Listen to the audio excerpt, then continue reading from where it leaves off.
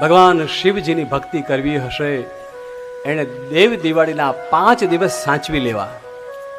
આ 5 દિવસ સાચવી લેવા. દીપ દાન ચૂકવું નહીં. કયું દાન? દીપ દાન ચૂકવું નહીં.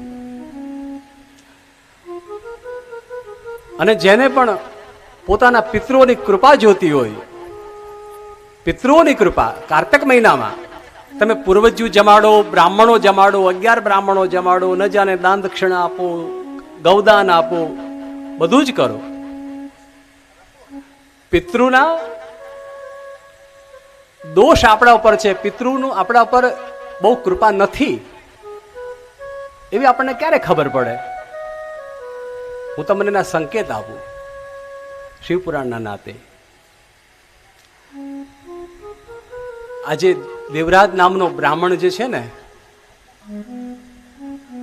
એને પૂર્વજન્મનો કોઈ દોષ હતો, જેના કારણે એનામાં સંસ્કાર શૂન્ય થઈ ગયા. માણસમાં અવગુણ ક્યારે આવે, માણસમાં દોષ ક્યારે આવે, માણસમાં પાપ ક્યારે આવે? જ્યારે એનું પુણ્ય ખલાસ થઈ જાય, એના પિતૃ નારાજ થઈ જાય. પહેલું લક્ષણ તમને સંકેત આપે પિતૃ. તમે જે ભોજન કરતા હો ને, એ થાળીમાં વારંવાર વાળ નીકળે. ભોજનની થાળીમાં વાળ નીકળવો એ સંકેત છે પિતૃ. તમે આમ, અને ઘરે તમે આમ સ્વચ્છતા રાખતા હો, માથું બાંધીને રાખતા, ગમે એટલું કરો તો થાળીમાં ગમે ત્યાંથી કોકની થાળીમાં તો આવે ને,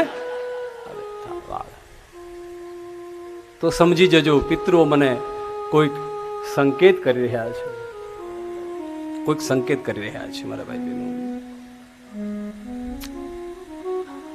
અરે એટલું જ નહીં, તમે ગમે એટલું ધ્યાન રાખો અને હોટલમાં જમતા હોય ને તો હોટલમાં થાળીમાં બાળ આવી જાય.